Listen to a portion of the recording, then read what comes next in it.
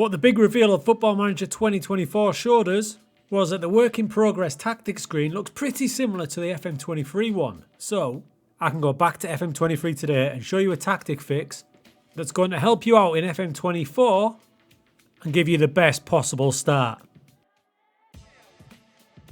In the TMS Discord, we get a lot of people popping into the general tactic chat channel asking for tips and advice on their tactics. Almost all of them are either brand new to the game or they've hit the brick wall and they're just getting really frustrated.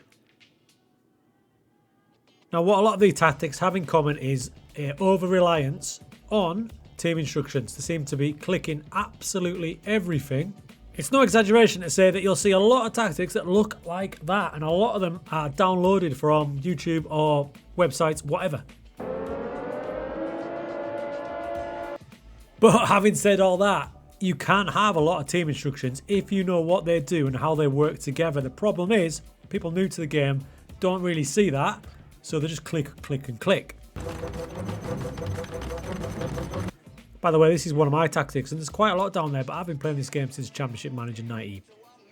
Well, yeah, Championship Manager. Why are you so old? So once you get to know what all these do, you can use them, but my recommended approach is to strip them right down and then progressively add them in during the match for situations.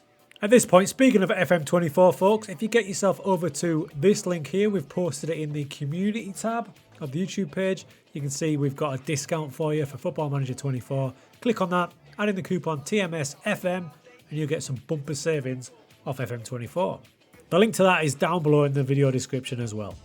So what we're going to do today is we'll take you over to the manager's seat page, and you can see this video here, Maximise the AM with Madrid's Diamond Tactic. It was a Bellingham inspired tactic that I created. And here it is. Now look, it had great success. In fact, I'll show you what it did. It won the league with 99 points, and it got our man Bellingham 30 goals from midfield. But I was looking at it and I thought I could probably strip this down and make it a bit simplified and rely on the players to do these instructions. 3 days later. So I started the same save up with Real Madrid, and as you can see from the results, all really good, including a 9-1 battering of Sevilla. There's the Madrid Bellingham tactic, and you can see the team instructions down there. There's quite a few, not many, but there's still quite a few. However, this is the updated version, and as you can see from that, there is hardly any. Only really ones for team shape and defensive line, and transition. In possession, only the low cross style. Everything else, I've asked my players to do it. That's right, we're going to rely on the players. Now think of it this way. A player like Toni Kroos, who's got technicals, mentals out of this world. Would you tell this man how to pass a football? He's got passing of 20, he's got vision of 18, he's got technique. Are you going to suddenly tell him, like I was doing in my first tactic, to pass it short? Why would I restrict that man? It's a similar story for all my creative players. Why would I tell Bellingham only to pass it short? Valverde, Vinicius, Rodrigo, they've got flair for days and technique and passing ability. Why am I limiting it? So, I took a different approach. I went to player instructions and I told each player that I don't want to be extravagant with the ball, to play it simple, to do just that. Pass it shorter for my wing backs and my centre backs, even my holding player. Pass it shorter, meaning they'll give it to the more creative players higher up and they can do whatever they want with it.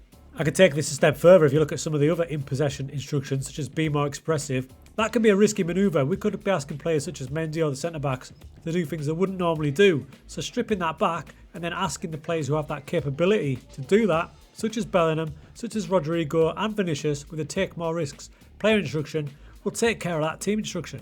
It's not only in possession, how about out of possession? And we're asking our team to trigger press more often, or in some cases, much more often. What that means is that my whole team are going to look to do that. And that could drag players out of position because they're inclined to press more. So instead of doing that, we're playing a high press tactic from the front. So I want my two strikers to do it, absolutely. But I don't really want my defensive midfield to do it. I want him to hold his position, so then I can ask him to close down less. So rather than my whole team doing it, triggering the press all the time, I can pick the players I want to do it, and the players I don't want to do it are more inclined to hold their position. So you can really strip down your team instructions and get rid of some unnecessary ones and transfer the responsibility over to your better players. As always with this brilliant game, there's more than one way to play it, but setting ourselves up for FM24, if you're new to it, Keep it simple and go from there.